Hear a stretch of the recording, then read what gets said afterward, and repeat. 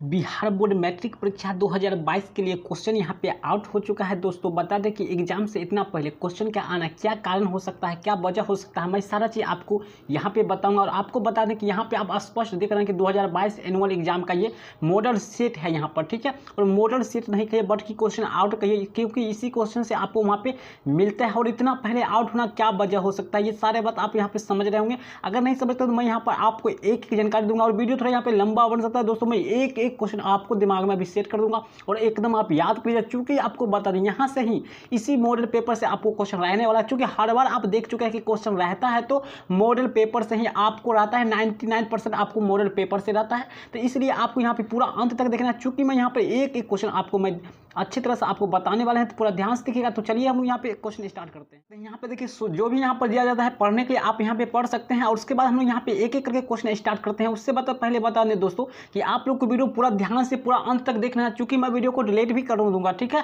अगर किसी तरह का यहाँ पे क्लेम आता है तो मैं वीडियो को डिलीट करूंगा, इसलिए आप लोग पूरे वीडियो को ध्यान से और पूरा अंत तक देख लीजिए, चूंकि आपको यहाँ पे बता दें। चलिए हम लोग यहाँ पे क्वेश्चन स्टार्ट कर लेते हैं। आइए दोस्तों, यहाँ पे आपका पहला क्वेश्चन आप लोग के सामने है कि प्रकाश के परावर्तन के कितने नियम होते हैं। तो दोस्तों यहाँ पे बता दें कि प्रकाश के परावर्तन के होते हैं 2 नियम होते हैं, याद रखिएगा। बी ऑप्शन यहाँ पे जो है बिल्कुल तरह से करेक्ट हो जाएगा। यहाँ पे आप लोग देख रहे थे ना, यहाँ पे इसी मॉडल पेपर का क्वेश्चन है, एकदम ध्यान से देख लिए हैं।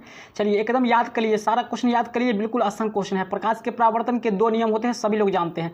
अगला क्वेश्चन है, आप लोग यहाँ पे जल्दी से याद कर लीजिएगा। यहाँ पे क्या है क्वेश्चन की वायु में गमन करती प्रकाश की एक किरण जल में तिरछी प्रवेश करती है, यह किरण है, यह किरण क्या होगी। तो मान लीजिए ये क्या है, कोई सतह है, यहाँ से मान लीजिए हवा से प्रकाश किरण आता है, यहाँ पे जल है और यहाँ पे अभिलंब बन गया और यहाँ से जब इसमें गमन करता है ना तो अभिलंब की ओर झुक जाता है। राइट आंसर आपका ऑप्शन नंबर यहाँ पे ए हो जाएगा। मैं आपको यहाँ पर ज़्यादा डिस्कस नहीं कर रहा हूँ, चूँकि मैं ये वीडियो को आपको जल्दबाजी में दे रहा हूँ और यहाँ पर देने के बाद आपको वीडियो यहाँ से मैं डिलीट कर दूँगा, इसलिए आप लोग चुपचाप बिल्कुल ध्यान से देख लीजिए एकदम यकीन के साथ, ठीक है। और इसी तरह का मैं एग्जाम के पास भी नज़दीक भी आपको इसी तरह का मैं वीडियो दूंगा। तो इसके लिए अगर पहली बार है तो चैनल को सब्सक्राइब करिए और बेल आइकन को प्रेस करिए, क्योंकि यहाँ पर ऐसे वीडियो अगर आ जाए तो आपको सबसे पहले मिल जाए। तो आइए तीसरा नंबर क्वेश्चन का आंसर कीजिएगा सभी लोग कि निम्नलिखित में से किस लेंस को अपसारी लेंस कहते हैं। दोस्तों याद रखिएगा, जब अपसारी लेंस पूछे ना तो कहिएगा अवतल लेंस है, ठीक है। और उत्तर का क्या होता है, अभिसारी होता है। मैं आपको यहाँ पे थोड़ा डिस्कस कर लेता हूँ।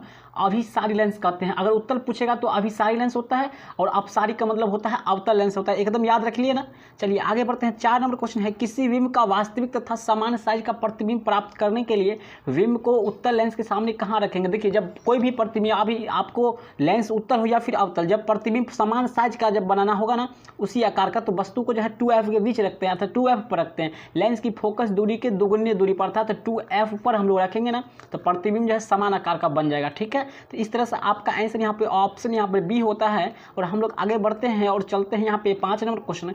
मानव नेत्र जिस भाग पर किसी वस्तु का प्रतिबिंब बनाता है वह क्या होता है। आपको बता दें दोस्तों, आपको एग्जाम में इस तरह के इंग्लिश और हिंदी दोनों रहेगा। जो भी यहाँ पर इंग्लिश वाले होंगे उन भाई लोग से यहाँ पर रिक्वेस्ट है कि आप लोग यहाँ पे इंग्लिश देख सकते हैं। The part of human I eight which image of an object is format is, क्या होता है यहाँ पे हो जाएगा आपका रेटिना, जिसको लोग हिंदी में दृष्टि पटल कहते हैं। तो राइट आंसर आपका ऑप्शन यहाँ पर डी जो है बिल्कुल तरह से सही हो चुका है। चलिए आप लोग यहाँ पर 6 नंबर क्वेश्चन है, किसी माध्यम का अपवर्तनांक क्या होता है। दोस्तों किसी माध्यम का अपवर्तनांक क्या होता है, तो आपको याद होगा कि किसी भी माध्यम का अपवर्तन अर्थात म्यू बराबर जो होता है क्या होता है, आपको पता होगा क्लास में हम लोग बताए थे साइन आई बटे क्या होता है, साइन आर होता है। इस तरह से आपका ऑप्शन यहाँ पर ए जो है बिल्कुल तरह से सही होता है, साइन आई बटे साइन आर होता है। तो चलिए आप लोग समझ गए होंगे। आगे बढ़ते हैं यहाँ पे 7 नंबर क्वेश्चन। चलिए तो 7 नंबर का आंसर कीजिएगा। यहाँ पे आपको किसी लेंस के आवर्धन का एसआई मात्रक निम्नलिखित में से कौन होता है। देखिए लेंस का आवर्धन जब है ना, आवर्धन मैग्निफिकेशन जिसको हम लोग एम से व्यक्त करते हैं, लेकिन अगर इसका एसआई मात्रक पूछे तो आपको कहना है कि इसका एसआई मात्रक नहीं होता, अर्थात ये मात्रक विहीन होता है। राइट आंसर आपका ऑप्शन डी होगा, क्योंकि आप जब आवर्धन निकालते हैं तो उसमें किसी कोई चीज़ लिखते हैं नहीं लिखते हैं, उनको बोल क्या हो तो कोई भी मात्रक नहीं होता है, ठीक है। इस तरह से याद रखिएगा। चलिए आगे बढ़ते हैं। यहाँ पे आपको बताना है कि तारों का टिमटिमाना प्रकाश के किस घटना को दर्शाता है। जी जल्दी से आंसर कीजिएगा। यहाँ पे आप लोग कमेंट कर सकते हैं, तारों का टिमटिमाना प्रकाश के किस घटना को दर्शाता है, तो प्रकाश के अपवर्तन को। राइट आंसर आपका ऑप्शन यहाँ पर बी हो जाएगा, ठीक है। चलिए खड़ा कर याद कर ही लीजिएगा। आप लोगों से रिक्वेस्ट है प्लीज़ आप लोग 1-2 बार देखकर इसको याद कर लीजिए, क्योंकि आपको फिर यहाँ पे वीडियो नहीं मिलने वाला है, ठीक है। किसी चालक का प्रतिरोध निम्नलिखित में से किस पर निर्भर करता है, तो यहाँ पर याद रखिएगा किसी चालक का प्रतिरोध जो है ना इन सभी बात पर निर्भर करता है, अर्थात ऑप्शन यहाँ पर डी होगा। चालक की लंबाई पर भी करता है, चालक के अनुप्रस्थ काट के क्षेत्रफल पर भी करता है और चालक के पदार्थों की प्रकृति पर। तो इस तरह से याद रखिएगा कि चालक के प्रतिरोध किन किन बातों पर निर्भर करता है, तो आप ये 3 बात लिख सकते हैं सब्जेक्टिव में। और यहाँ पे तो ऑप्शन यहाँ पर डी है उपयुक्त सभी, तो आपको उपयुक्त सभी मारना है। तो चलिए ये क्वेश्चन बिल्कुल तरह से यहाँ पे आप ध्यान रखिएगा। चलिए यहाँ पे 10 नंबर क्वेश्चन याद कीजिएगा, आप लोग जल्दी से आंसर कीजिएगा कि निम्नलिखित में से कौन विद्युत शक्ति का एसआई मात्रक है। तो बता दें यहाँ पर प्रिय छात्रों, यहाँ पर विद्युत शक्ति का एसआई मात्रक पूछे जाए तो यहाँ पे कहना है वाट होता है। विद्युत शक्ति का एसआई मात्रक क्या होता है, वाट होता है। राइट आंसर आपका ऑप्शन नंबर यहाँ पे ए हो गया, ठीक है। Which of the following is the SI unit of electric power, क्या हो जाएगा, वाट हो जाएगा। राइट आंसर आपका ऑप्शन ए हो जाएगा। जो भी इंग्लिश मीडियम से आप लोग यहाँ पे नीचे देख सकते हैं, इंग्लिश में भी मैं क्वेश्चन यहाँ पे आपको दिया गया है, ठीक है। और एग्जाम में भी आपको ऐसा ही क्वेश्चन रहता है और इसी तरह से आपका रहता है। तो विद्युत परिपथ में विद्युत धारा को मापने के लिए निम्नलिखित में से किस युक्ति का उपयोग किया जाता है। देखिए विद्युत धारा की बात होती है तो धारा को मापने के लिए हम लोग ए मीटर का उपयोग करते हैं, जिसको आमीटर भी बोलते हैं। लेकिन देखिए विभवांतर और विभव के कहें ना विभव, तो उसको मापने के लिए हम लोग वोल्ट मीटर का उपयोग करते हैं। और यहाँ पे विद्युत धारा को हम लोग मापते हैं आमीटर से, ठीक है। तो इस तरह से समझ गए होंगे। आगे बढ़ते हैं, यहाँ पे 12 नंबर क्वेश्चन का आंसर कीजिएगा। यहाँ पे क्वेश्चन नंबर है आप लोग के सामने 12 नंबर कि फ्यूज तार के लिए निम्नलिखित में से कौन सा कथन सत्य है। यानी घर में जो फ्यूज लगता है ना, फ्यूज तार होता है जो कभी कभी जो होता है शॉर्ट सर्किट होने की वजह से जल जाता है, तो वो जो होता है क्या होता है, कौन सा कथन उसके लिए सत्य है। तो आपके यहाँ पे 12 का आंसर होगा यहाँ पर सी होगा। उसका प्रतिरोध अधिक होता है और गलनांक कम होता है। इसी का गलनांक कम होता है, इसी कारण से शॉर्ट सर्किट होने पर ही होता है क्या होता है, गल जाता है। अगर गलनांक उच्च होता तो नहीं गलता, तो क्या होता, आग लग जाता, बहुत कुछ घटना हो सकता था। तो इस तरह से आपका ऑप्शन यहाँ पर सी हो जाता है, ठीक है। चलिए आगे बढ़ते हैं। यहाँ पे 13 नंबर क्वेश्चन आपको बता दें दोस्तों, यहाँ पे आपको 13 नंबर क्वेश्चन है कि निम्नलिखित पदार्थों में कौन चुंबकीय पदार्थ नहीं है। तो आपको याद रखना है पीतल। पीतल क्या है, एक मिश्र धातु है जो कि क्या है, चुंबकीय पदार्थ नहीं है। ये क्या है, मिश्र धातु है, याद रखिएगा। चलिए आप लोग समझ गए होंगे। चलिए सभी दिन लाइव देते हैं तो सारा क्वेश्चन आपको बताए हुए हैं और यहाँ पे आपको पूछा भी गया है। तो चलिए 14 नंबर क्वेश्चन आप लोग यहाँ पर पढ़िए कि किसी विद्युत धारावाही सीधी लंबी परिनालिका के भीतर चुंबकीय क्षेत्र का मान क्या होता है, शून्य होता है या फिर ऑप्शन नीचे भी कुछ है यहाँ पर, तो क्या होता है। तो आपको यहाँ पे क्वेश्चन नंबर 14 आंसर आपको करना है। तो देखिए आंसर आपका यहाँ पे ऑप्शन यहाँ पे बी हो जाएगा। इसके सिरों की ओर जाने पर ये घटता है, क्या घटता है, तो इसके भीतर के चुंबकीय क्षेत्र जो है घटता है इसके सिरों की ओर जाने पर, ठीक है। तो इस तरह से आपका ऑप्शन हो गया। यहाँ पे हम आपको सारे क्वेश्चन बताने वाले हैं, जो भी आपके एग्जाम में पूछा जाता है उतना सभी क्वेश्चन बताऊंगा। तो 15 का आंसर यहाँ पर कीजिएगा, विद्युत धारा के चुंबकीय प्रभाव का खोज किसने किया था। याद रखिएगा विद्युत धारा के चुंबकीय प्रभाव का खोज आर्स्टड ने किया था सबसे पहले। राइट आंसर आपका ऑप्शन नंबर ए जो है बिल्कुल तरह से सही है। और आपको बता दें दोस्तों, मैं यहाँ पे 100% चैलेंज के साथ करता हूँ कि एक भी क्वेश्चन आपको गलत नहीं मिलेगा, ठीक है। सारा का सारा क्वेश्चन सही मिलेगा आपको। चलिए जो गलत होगा मैं पहले बता दूंगा कि ये पर मुझे डाउट है, थोड़ा कन्फ्यूज है, मैं ये आपको कमेंट में बता दूंगा। लेकिन यहाँ पे मैं आपको जो बताऊंगा बिल्कुल सही और करेक्ट बताऊंगा। करेक्ट आपको सारे वीडियो में जो भी बताता हूँ थोड़ा करेक्ट बताता हूँ। चलिए तो यहाँ पर है निम्न में से कौन जैव मात्रा ऊर्जा स्रोत का उदाहरण नहीं है। देखिए जब कहा ना उदाहरण नहीं है तो उदाहरण ये होता है जैव मात्रा स्रोत, ये भी होता है। यानी जैव मात्रा यानी जीवों के शरीर से जो निर्माण होता है। तो देखिए लकड़ी जो होता है कब निर्माण, जैव बहुत पुराने वर्ष में, लेकिन लाखों करोड़ों वर्ष में क्या होता है, किसी आपदा विपदा के कारण बड़े बड़े वृक्ष या फिर जीव जंतु जब अंदर धंस जाते हैं तो वही एक दिन वृक्ष का रूप लेते हैं, गोबर गैस उसी का कोयला बनता है, लेकिन नाभिकीय ऊर्जा नहीं बनता है। राइट आंसर आपका यहाँ पर सी हो जाएगा। यहाँ पे क्वेश्चन के हिसाब से आपका आंसर नहीं के बारे में हो जाएगा, तो यहाँ पर सी ऑप्शन हो जाएगा। चलिए आगे बढ़ते हैं, आपको यहाँ पे चलते हैं। ये अभिक्रिया कौन सा है, तो अभिक्रिया आपको बताना है Na2SO4 यानी sodium sulphate plus barium chloride अभिक्रिया करके क्या बनाते हैं। यहाँ पे आप लोग देख रहे हैं सोडियम जो यहाँ पर है क्या है, सोडियम सल्फेट जो है यहाँ पे 2 बार करता है। यहाँ पे एक बार NaCl से अभिक्रिया कर रहा है ना, और फिर ये किससे कर रहा है, इससे कर रहा है, तो ये बेरियम सल्फेट बनाता है। अर्थात ये द्विविस्थापन अभिक्रिया, 2 बार 2 तत्व जो है विस्थापित हो रहे हैं। तो इस तरह से आपका ऑप्शन यहाँ पे क्या होगा, आपका ऑप्शन यहाँ पर बी जो है बिल्कुल तरह से सही हो जाएगा। चलिए आगे बढ़ते हैं। यहाँ पे आपका अगला क्वेश्चन है आपके सामने में है, अम्लीय वर्षा का पीएच मान क्या होता है। सारा क्वेश्चन आपको बता चुके हैं और यहाँ पर देखिए आपका मॉडल पेपर यानी क्वेश्चन जो आ रहा है इसमें भी आ चुका है। अम्लीय वर्षा के जल का पीएच मान 5.6 से कम होता है, अर्थात राइट आंसर आपका ऑप्शन बी हो जाएगा। चलिए आगे बढ़ते हैं, हम लोग आगे बढ़े। यहाँ पे चलिए यहाँ पे 19 नंबर क्वेश्चन है, NaHCO3 यौगिक का प्रचलित नाम क्या है। आपको बताना है NaHCO3 का प्रचलित नाम क्या है। इसको हम लोग बेकिंग सोडा कहते हैं या फिर खाने वाले सोडा कहते हैं। इसका निर्माण विधि भी आप लोगों को बता चुके हैं, देख लीजिएगा, ठीक है। आपको मैं सब्जेक्टिव भी इसका आते ही मैं आप लोग को जरूर जल्द से जल्द आपको बता दूंगा। और हर सब्जेक्ट इसी तरह से मैं आपको एग्जाम के समय तो आपको दूंगा ही, और उस समय जो दूंगा एकदम बिल्कुल तरह से बिल्कुल करेक्ट होगा। ये भी आपको करेक्ट ही है, ठीक है। यहाँ पर जहाँ से हमारा 9th का स्रोत है, जैसे कि आप लोग 9th में क्वेश्चन दे रहे थे ना, सब लोग जो भी देखते थे उसी तरह से आपको यहाँ पर भी मिल रहा है कि अपच का उपचार करने के लिए इनमें से किस औषधि का उपयोग किया जाता है। देखिए अपच का जो है एंटासिड का यूज करते हैं, जिसका एंटासिड क्या होता है, MgOH का होल ट्वाइस होता है सूत्र, ठीक है।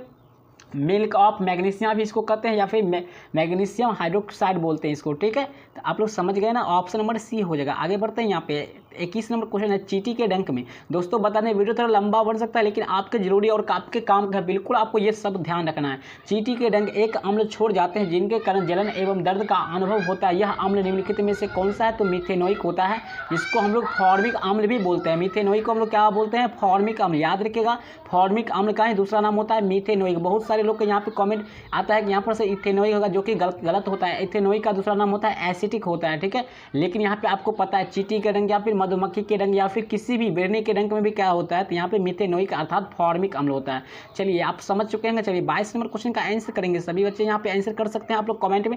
ऑक्जेलिक अम्ल निम्नलिखित में से किस में पाया जाता है? तो आप लोगों को अच्छी तरह से पता है ऑक्जेलिक अम्ल जो है टमाटर में पाया जाता है। और ऑक्जेलिक अम्ल का उपयोग क्या होता है? कागज पर जो है यहाँ पे कपड़े पर लगे धब्बे को भी हटाने में किया जाता है, ठीक है। कपड़े पर लगे धब्बे को भी हटाने में किया जाता है। इसका किसका किया जाता है? तो ऑक्जेलिक अम्ल अर्थात टमाटर का यूज आप लोग कर सकते हैं, ठीक है। बिल्कुल यहाँ पर चलिए आगे बढ़ते हैं। 23 नंबर क्वेश्चन है CaSO4 इंटू हाफ H2O। इसको हाफ पढ़ते हैं, ठीक है, आधा H2O पढ़ेंगे इसको, ठीक है। निम्नलिखित में से किस यौगिक का रासायनिक सूत्र है? तो आप लोग को पता है जब हाफ की बात आए तो वो प्लास्टर ऑफ पेरिस का होता है, ठीक है। राइट आंसर आपका ऑप्शन नंबर सी हो जाएगा। आपको जिप्सम और ब्लीचिंग पाउडर ये सब का फॉर्मूला भी बता चुके हैं। अगर आप लोग नहीं जानते हैं तो मैं लिंक डिस्क्रिप्शन में दे दिया हूँ, वहाँ से आप लोग वो देख सकते हैं, ठीक है। तो चलिए हम लोग आगे बढ़ते हैं। अभी तो आपको बात यहाँ पे क्वेश्चन बता रहा हूँ जो कि अभी मुझे आउट होकर यहाँ पे कहीं जो सोर्स था 9th का, उस सोर्स से हमको प्राप्त हुआ है, ठीक है। तो निम्नलिखित में से कौन सी धातु कमरे के तापमान पर तरल अवस्था में पाया जाता है? देखिए धातु की बात हो रहा है ना, तो धातु में आपको रात ही बताए थे ना, जब यहाँ पे कल के लाइव में बताए थे ना, पारा जो होता है, पारा जिसको हम मरकरी कहते हैं, जिसका संकेत क्या होता है?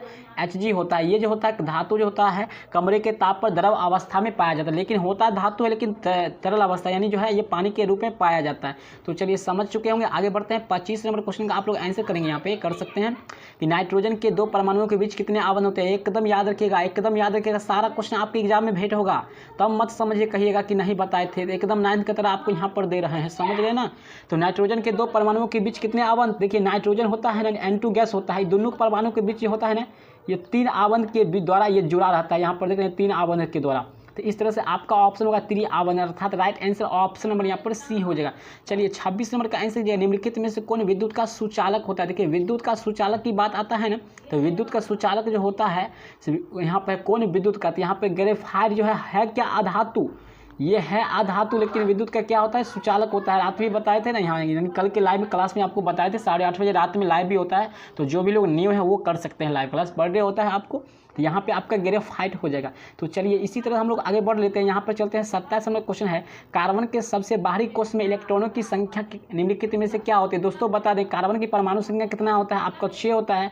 इसका हम लोग कक्षा के रूप में इलेक्ट्रॉनिक विन्यास जब लिखते हैं तो 2 और 4 होता है, अर्थात यहाँ पे लास्ट में देख रहे हैं 4 है, तो इसलिए इसके बाह्यतम कक्षा में 4 electron. Right answer option number यहाँ पर आपका बी जो है बिल्कुल तरह से सही हो जाएगा। और यहाँ पे आगे बढ़ लेते हैं हम लोग। यहाँ पे 28 नंबर क्वेश्चन है आपका कि एल्किन का सामान्य सूत्र क्या होता है? दोस्तों बता दें एल्किन का और एल्केन भी होता है। यहाँ पर 3 तरह का आता है यहाँ पर, ठीक है। यौगिक 3 तरह, हाइड्रोकार्बन 3 तरह का होता है, एल्केन, एल्किन, एल्काइन। तो यहाँ पे एल्किन का सूत्र जो होता है ना, सिंपल से CnH2n होता है। लेकिन यहाँ पर ये जो देख रहे हैं ना, ये एल्केन का सूत्र है आपका, ठीक है। याद रखिएगा ई के किसका सूत्र है? एल्केन का सूत्र है। और ये जो देख रहे हैं ना आप लोग, यहाँ पर देखिए 2 ऑप्शन है, तो ये दोनों ऑप्शन होगा सही, ठीक है। यहाँ पर हो जाएगा ये CnH2n, यहाँ पर सॉरी, यहाँ पर ये तो हो जाएगा एल्काइन का सूत्र होता है, ठीक है। ये आपका एल्काइन का सूत्र है, ये याद रखिएगा आप लोग, अल्काइन।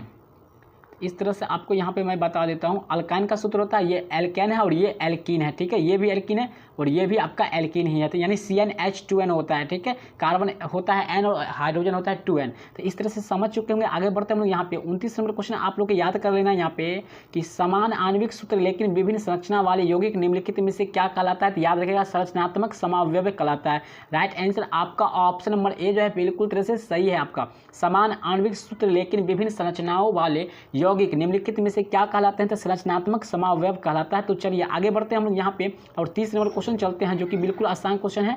चलिए यहाँ पर है मेंडलीव के आवर्त नियम के अनुसार तत्वों के गुणधर्म निम्नलिखित में से किसके आवर्त फलन होते हैं? याद रखिएगा 30 नंबर क्वेश्चन जो है आपको बहुत इंपॉर्टेंट है ही। तो यहाँ पर चलिए और बहुत आसान क्वेश्चन है। तो यहाँ पे होगा परमाणु द्रव्यमान के आवर्त फलन होते हैं मेंडलीव का, ठीक है। लेकिन एक मौसले भी एक वैज्ञानिक आए थे, उन्होंने क्या बोले थे कि परमाणु संख्या के होते हैं। मौसले नामक वैज्ञानिक ने बताए थे कि ये परमाणु संख्या के आवर्त फलन होते हैं, लेकिन मेंडलीव ने बताया था कि परमाणु द्रव्यमान का। था आपका आंसर यहाँ पर क्या होगा, क्वेश्चन के हिसाब से आपका ऑप्शन यहाँ पे हो जाएगा, ऑप्शन नंबर बी हो जाएगा, जो कि बिल्कुल तरह से सही है। चलिए 31 नंबर क्वेश्चन का हम लोग बात कर लेते हैं। 31 नंबर क्वेश्चन है, आधुनिक आवर्त सारणी के उदर्ग स्तंभ को हम लोग क्या कहते हैं, उदर्ग स्तंभ को हम लोग वर्ग कहते हैं, अर्थात इसी को हम लोग समूह कहते हैं, ठीक है, या फिर ग्रुप। याद रखिएगा, आवर्त उदर्ग स्तंभ को हम लोग समूह कहते हैं। और अब क्षैतिज, जब क्षैतिज कतार की बात हो तो आवर्त होता है। आवर्त किसको बोलते हैं हम लोग, क्षैतिज कतार। जब पहले आवर्त सारणी के, आधुनिक आवर्त सारणी के क्षैतिज कतार को हम लोग क्या कहते हैं, आवर्त कहते हैं, और उदर्ग स्तंभ को हम लोग वर्ग अर्थात समूह कहते हैं। तो चलिए आगे बढ़ते हैं। यहाँ पे 32 नंबर क्वेश्चन है आप लोग का यहाँ पर, और जल्दी से आंसर करिएगा, सभी लोग यहाँ पे आंसर कर सकते हैं। अम्ल राज्य में HCl यानी हाइड्रोक्लोरिक एवं सांद्र HNO3 यानी इसको कहते हैं नाइट्रिक अम्ल बोलते हैं। ये नाइट्रिक अम्ल का फॉर्मूला हो गया, ये आपका हाइड्रोक्लोरिक अम्ल का फॉर्मूला हो गया। निम्नलिखित में से क्या है, ये दोनों को जब आप लोग 3:1 में मिला दीजिएगा तो आपका बन जाता है अम्ल राज्य, अर्थात जिसको हम लोग क्या कहते हैं, एक्वारेजिया भी बोलते हैं ना।